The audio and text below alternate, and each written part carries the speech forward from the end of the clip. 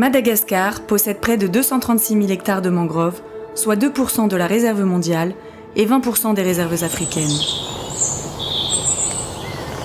Les mangroves de la baie d'Ambaru, dans la région Diana, figurent parmi les sites classés Ramsar, autrement dit des zones humides d'importance internationale. La région Diana se trouve au nord du canal du Mozambique, berceau d'une biodiversité exceptionnelle. Cet espace marin que l'on appelle hotspot est le deuxième dans le monde en termes de biodiversité corallienne, juste après le triangle de corail en Asie du Sud-Est. Les écosystèmes de mangroves jouent plusieurs rôles. Elles sont une zone de nurserie et d'habitat pour les espèces halieutiques comme les crabes et les crevettes. Elles protègent le littoral des vagues et des éventuelles érosions. Elles purifient l'air et freinent les effets du changement climatique grâce à leur potentiel énorme d'absorption de carbone. Ces écosystèmes contribuent au bien-être des communautés locales et à l'essor économique de la région Diana. Ils représentent un attrait touristique et la plupart des communautés côtières y trouvent une source de revenus. Mais la biodiversité marine de la région Diana est confrontée à de nombreuses menaces.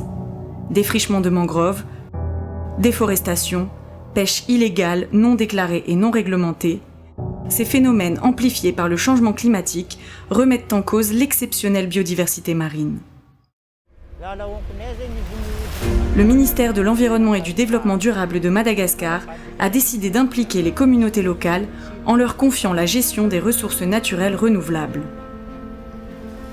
Ces communautés locales se regroupent et s'organisent dans des structures qui rassemblent un ou plusieurs villages sur la base du volontariat. Grâce à ce système qui place les communautés locales au cœur de la gestion des ressources naturelles, la durabilité des aires protégées maritimes s'améliore. Les citoyens sont conscients de l'importance de leur rôle. Chaque commune rurale de la région Diana dispose de sa propre organisation communautaire locale. Jean-Christian est pêcheur et membre de la communauté FMTA dans le village d'Ansachan, près d'Ambiloubé. Il est conscient qu'il ne faut pas pratiquer la pêche illégale.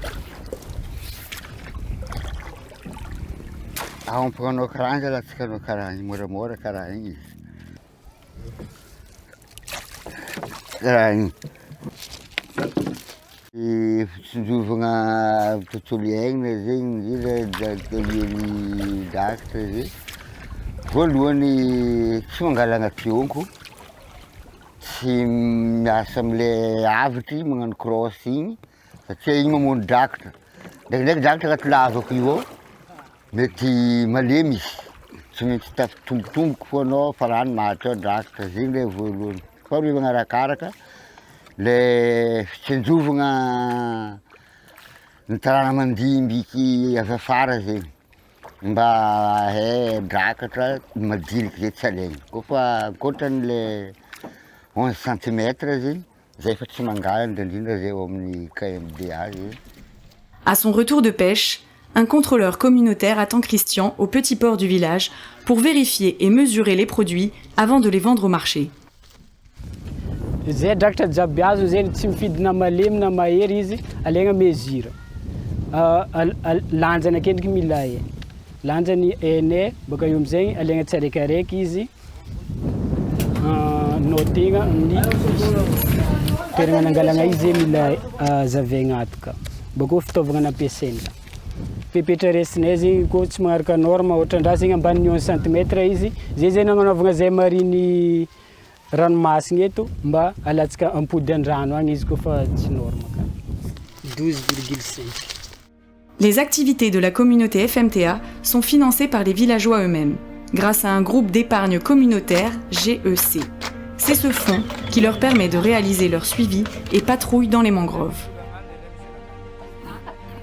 Zay jiaby tsy fahainay zegny ny fahasarotam-piaron'ny tontolo iainagna mangrove zay jiaby miaraka amin'ny kobaby satria zegny zay zegny efa misy 3e caisse zegny mitsangana aminay nanomboka tamin'ny taogna roe zegny zay zegny saro-piaro be zay amizaiky satria zay efa magnefa polisinala zegny zay isaka fanjava satria zegny mba ikobabianay le aregna aminay satria hitanay zegny fifivoahan-ranomasigny ma tsisy ke agnatin'ny aloha koa zahoanay drakatra zahoanay mankamba ke saro-piaro zegny zay La communauté FMTI Irudu du district de Diego II fait avec les moyens du bord. Sans aide extérieure, les membres réalisent eux-mêmes leur patrouille.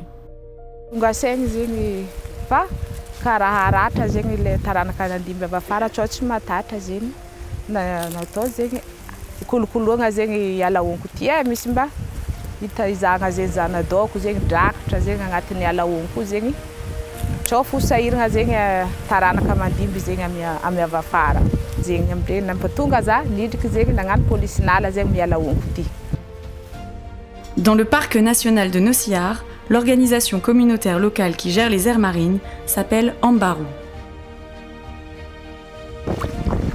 Les membres sont conscients de l'importance de protéger le parc. Avec l'aide d'organisations internationales, ils ont pu réaliser des patrouilles en mer.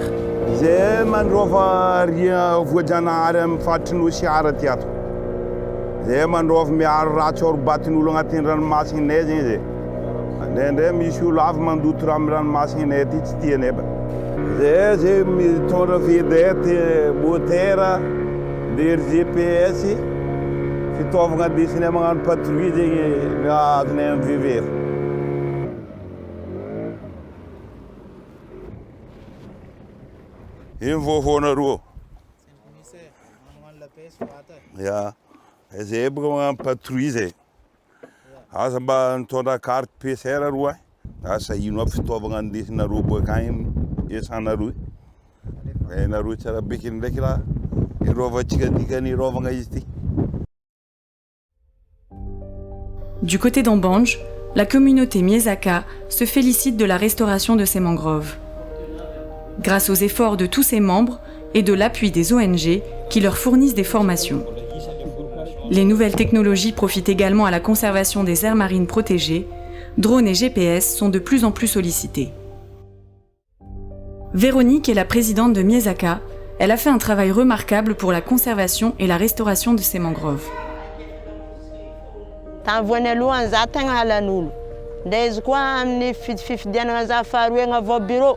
Mira Jésus Christi facinga amnes fijaliang fansiwe vunue ingra nera zapito ul karati milanga dusuza anfiluan VOI satia mandub karon ven tenganduru tenga tienul marinza fa am ro ko fares lata tio kantol mana vtio liblevantir snavtio nanga zavazava la langamis na numbkutio lata jab a alo atom nan fit.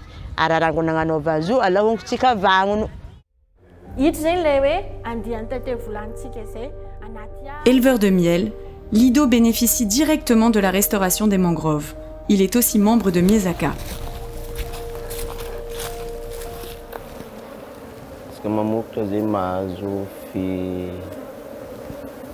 Voilà 40 litres. J'habite un peu marge de manana fahirinha za tegna maro be ny any tantely zegny felagna kazo alaonko zay zegny tegna ny sakafo be dia be any tantely aminay ty mifagnaraka amin'ny tantely zay le fambolena alaonko ndraiky fiarovagna alaonko za zay pitariky fagnentagna koa mba ifokon'olo zay ampitsabo alaonko nandeha amizay zegny reboisement zegny Zofa maro zay le fiainagnatagna alaonko mamokamokotra mabe koa zay le tantelinay.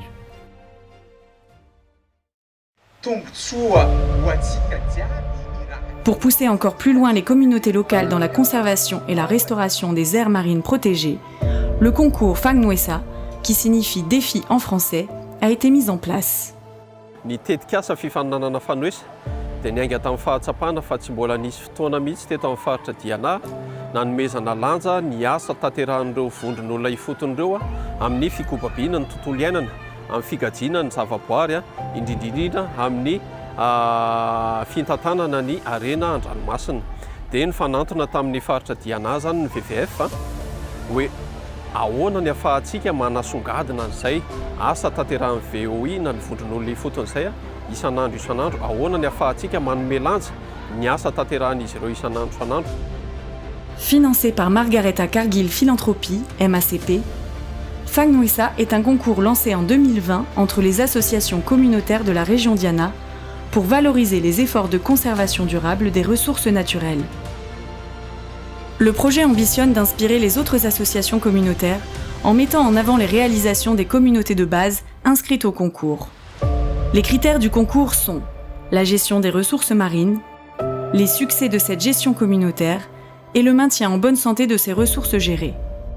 Pour cela, sont notamment évalués les crabes, les crevettes et d'autres espèces marines vivant dans les mangroves. Mbola hita zegny ny onko mbola lava be dia hita koa zegny mbola tsy dia misy fandipagna na hoe tsy scoop zegny agnatin'ny faritrin-drô. Dia agnatin' zegny koa zegny mbola misy toeragna fandriam-bôrogno ao amin'ny faritrin'ny noyau dur-ndrô. Dia agnatin' zegny koa zegny mizaha fomba fiarah-miasan-drô koa zegny ny tegna ivony ity fidinagna ifotony amindrô aty, le fomba fahaizan-drô mitantagna ara-piarahamonigny. Araka ny fahitanay izy koa, agnisan'ny force an'ity VOI ity hatreto le configuration géographique n'le toeragna mihitsy zany ohatrany hoe manana chance zany le Koba par rapport amin'ny site zareo satria le site zany majoritairement efa zavatra naturel efa nipetraka teo zay zany no hita hatreto fa mbola ho jerentsika rehefa avy eo ahonandray zany ny fandehan'ny zone de reboisement zareo. 36 associations communautaires issues des districts Antsiranana, Ambiloubé, Nosibé et Ambanj ont participé à ce concours régional.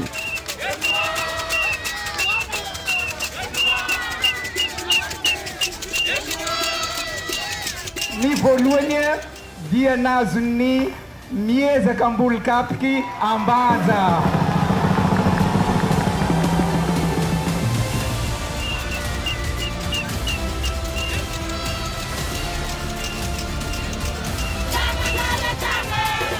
Ravoravo be foana ka satria tsy nampoiziko zegny ho azonay ny loka amin'ity concours fagnoesa faharoa ety zegny fa tsapatsapanjara ny nataoko nefa kosa tsapatsapanjara nataoko nampiandragnahary nazonay zay le loka be io ravoravo tegna ravoravo zay foana ka ela koky be io izy io ataonay hoe ndesin'ny sécurité mandeha magnano fisafoagna satria ary agnivon'ny ranomasinay ry mbala misy alafadinay aroe nazo tsara hitanay zao ry satria zahay tsisy laka andesinay andeha ry ke zahay zio nazo io voavankinay matetetiky zay ny alafadinay ry sady andesinay mandeha magnano patrouille koa zo zay misy sécurité satria misy olo baka ivelany mandeha mangatrika kakazo aty aminay iagny sécurité izy fa ivon-drano ary tsy azo izy io misy lakoaky io tsisy lera tsy azahoagna rô eky dikaze rô voly feky rô io agnaty amizao fotoana izy ndraiky talohan'ny fagnoesa ty amizao fotoana na hery niorakoraka zay ny fony vahoaka ndray mbala aligny fogno fa nisy olo fokon'olo zay fa nisy olo navy nagnatry batagna hoe fa za idiko mambra VOI zay tianay raha ataonarô ty ke fa nandeha nampisy fivoantoetsainy vahoaka zay ny fazahoagna ty fagnoesa ty ary nandeha lazany be eto an-tanànanay izy.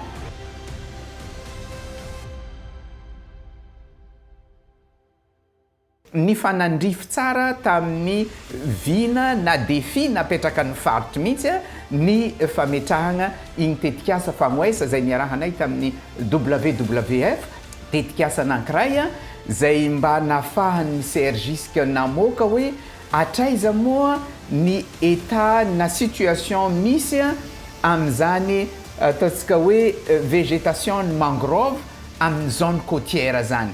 Zay zany point anankiray, zay zany ny zavatra hita hay fa efa misy mitantagna izy regny koa fa mbola misy mandrobaka izy regny betsaka ny mbola manapaka magnondrana ny kakazon'ny mangrove de tamin'ny tetikasa fagnoesa zany no nafahagna nahita tanteraka hoe ohatran'izao ny situation ny mangrove jiaby agnatin'ny zone côtière misy ny faritra Diana.